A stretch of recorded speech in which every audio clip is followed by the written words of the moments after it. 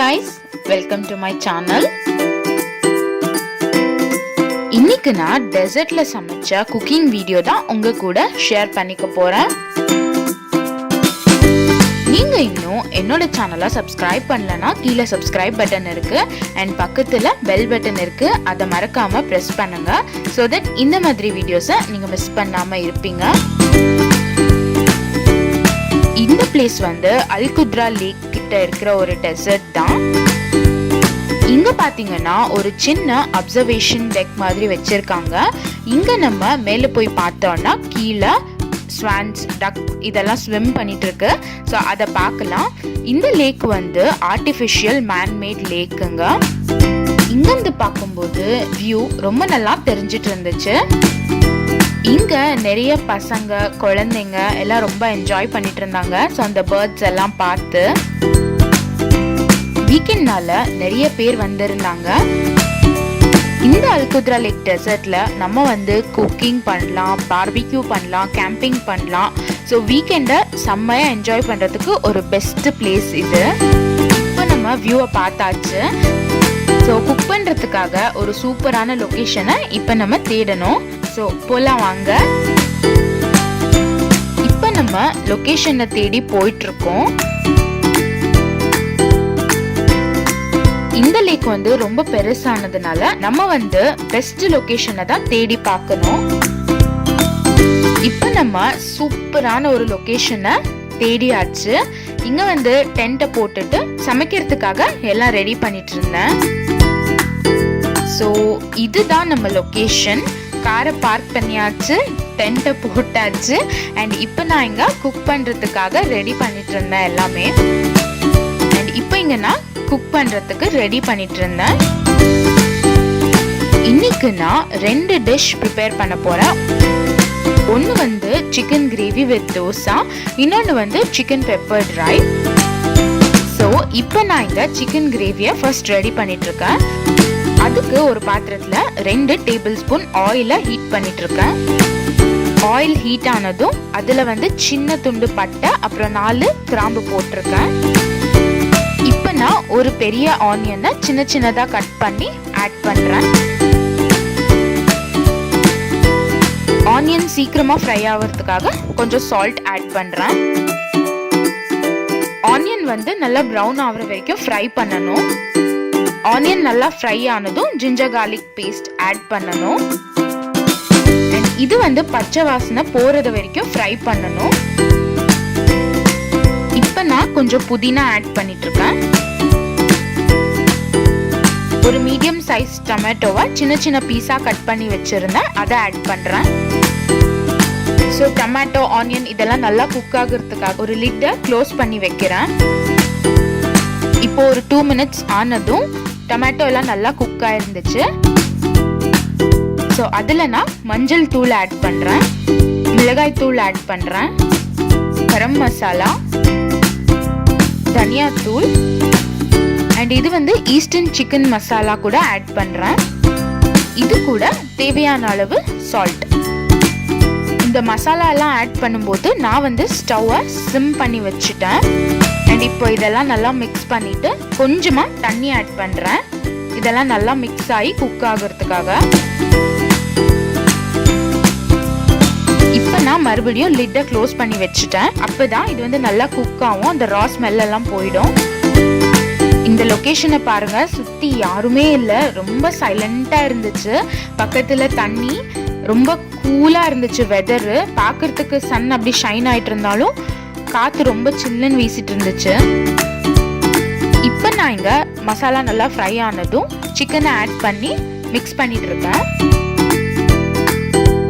அந்த குக் பண்ற ஃபீலே தனியா இருந்துச்சு எனக்கு. நான் ரொம்ப என்ஜாய் பண்ணி குக் பண்ணிட்டு இருந்தேன். இங்க பாத்தீங்கன்னா இந்த ஸ்வான் அங்கேயே சுத்தி சுத்தி வந்துட்டு இருந்துச்சு. பார்க்கறதுக்கு ரொம்ப அழகா இருந்துச்சு. இந்த லேக் வந்து ஆர்டிஃபிஷியல் லேக் தான். இந்த மாதிரி லேக் இந்த அல்குத்ராவை சுத்தி நிறைய இடத்துல இருக்கு.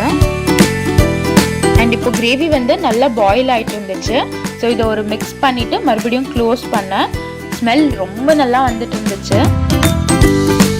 ஸோ இப்போ வந்து ஒரு 15 மினிட்ஸ் ஆயிடுச்சு.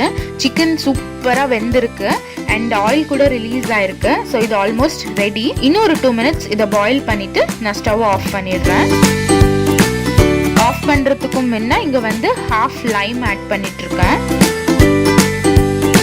கொஞ்சமாக பிளாக் பெப்பர் பவுடர் ஆட் பண்ணிட்டு ஃபைனலாக கொத்தமல்லி இலை ஆட் பண்ணிட்டு நான் ஸ்டவ்வை ஆஃப் பண்ணிட்டேன். ஸோ நம்மளோட சிக்கன் கிரேவி ரெடி. இப்போ தோசை செஞ்சிட வேண்டியது தான். ஆல்ரெடி 2:45 ஆயிடுச்சு. செம்ம பசியாக இருந்துச்சு எனக்கும் என் ஹஸ்பண்டுக்கும். ஸோ தோசை செஞ்சு இப்போ சாப்பிட வேண்டியது தான். இப்போ நான் இங்கே தோசா பேட்டரை மிக்ஸ் பண்ணிட்டு இருந்தேன். ஆக்சுவலி இது வந்து ரெடிமேட் தோசா பேட்டர் தான். ஜஸ்ட் வாட்டரை ஆட் பண்ணிட்டு நம்ம தோசையை சுட வேண்டியது தான். ரெடிமேட் மாவானதுனால தோசை வந்து அவ்வளோ ப்ரௌன் ஆகல. பட் சாப்பிட்றதுக்கு சுட சுட சூப்பராக இருந்துச்சு. என் ஹஸ்பண்ட் சொன்னார் செம்மையாக இருக்குது அப்படின்ட்டு. டேஸ்ட் அவ்வளோ நல்லா இருந்துச்சு. கண்டிப்பாக இதை நீங்களும் ட்ரை பண்ணி பார்த்துட்டு உங்களோட கமெண்ட்ஸை எனக்கு சொல்லுங்கள். இப்போ நான் இங்கே சிக்கன் பெப்பர் ட்ரை பண்ணுறதுக்காக சிக்கனை சின்ன சின்னதாக கட் பண்ணிட்டு இருந்தேன். இந்த சைடு பார்த்தீங்கன்னா அந்த ஸ்வான் இந்த பக்கம் கிராஸ் ஆகிறதுக்கு பார்த்துட்டு இருந்துச்சு. அதை தான் பார்த்துட்டு இருந்தேன் நான். இங்கே ஒரு பேனில் 1 டேபிள் ஸ்பூன் ஆயிலை ஹீட் பண்ணேன். அதில் கொஞ்சமாக ஆனியனை ஆட் பண்ணி ஃப்ரை பண்ணேன். அப்புறம் டர்மரிக் பவுடர், அப்புறம் கொஞ்சம் சால்ட் ஆட் பண்ணேன். இதெல்லாம் நல்லா ஃப்ரை பண்ணிவிட்டு நான் கட் பண்ணி வச்சிருக்கிற சிக்கனை ஆட் பண்ணேன். ஒரு 1 மினிட் ஃப்ரை ஆனதும் இதில் கொஞ்சம் வாட்டர் ஆட் பண்ணி இதை பாயில் பண்ணுறதுக்காக ஒரு லிட்டு போட்டு க்ளோஸ் பண்ணிட்டேன். 7 to 10 மினிட்ஸ்க்குள்ளே இந்த சிக்கன் நல்லா பாயில் ஆயிடுச்சு. சிக்கன் நல்லா வெந்ததுமே அதை செப்பரேட்டாக ஒரு பவுலில் எடுத்து வச்சேன். இப்போ நான் இங்கே ஒரு பேனில் கொஞ்சமாக ஆயிலை ஹீட் பண்ணேன். அண்ட் இதில் கொஞ்சமாக ஆனியனை போட்டு ஃப்ரை பண்ணேன். அப்புறம் ஒரு கொத்து கருவேப்பிலையை ஆட் பண்ணி நல்லா ஃப்ரை பண்ணணும். இப்போ கொஞ்சமாக இஞ்சி பூண்டு பேஸ்ட் போட்டு அது பச்சை வாடை போகிற வரைக்கும் நல்லா வதக்கணும்.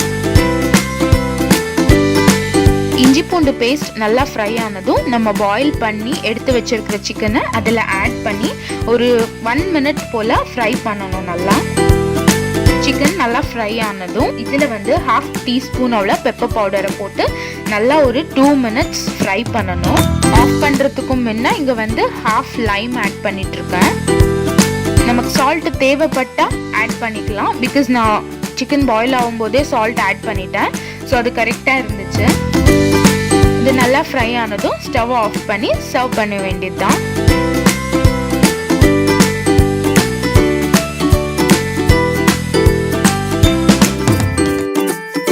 ஸோ இப்போ இதை நான் டேஸ்ட் பார்த்துட்டு இருந்தேன். அந்த லொக்கேஷனில் அந்த இடத்துல உட்காந்து அதை சாப்பிடும்போது அதோட டேஸ்டே டிஃப்ரெண்ட்டாக இருந்துச்சு. ரொம்ப நல்லா இருந்துச்சு சாப்பிட்றதுக்கு. இதுதான் இங்கே டென்ட் செட்டப். சமைச்சு முடிச்சதுக்கப்புறம் எல்லாம் க்ளோஸ் பண்ணுறதுக்காக ரெடி பண்ணிட்டு இருந்தோம்.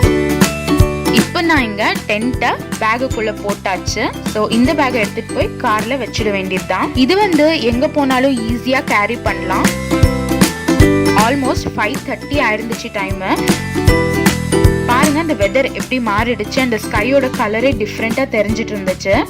ஸோ டென்ட் அப்புறம் அந்த பாய் திங்ஸ் எல்லாமே எடுத்து காரில் வச்சாச்சு. வேஸ்ட் எல்லாம் ஒரு கவரில் போட்டு அங்கங்கே டஸ்ட்பின்ஸ் வச்சுருப்பாங்க. ஸோ அதில் டம்ப் பண்ணிடணும்.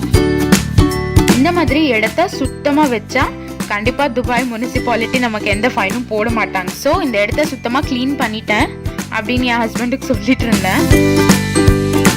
ஸோ இப்போது வீட்டுக்கு கிளம்பிட்டு இருக்கோம். இந்த மாதிரி டிஃப்ரெண்ட் லொக்கேஷனில் சமைக்கிறது கண்டிப்பாக ஒரு டிஃப்ரெண்ட்டான எக்ஸ்பீரியன்ஸ்னே சொல்லுவேன். நான் ரொம்ப என்ஜாய் பண்ணேன். ஃபுட் கூட அவ்வளோவே டேஸ்ட்டாக இருந்துச்சு.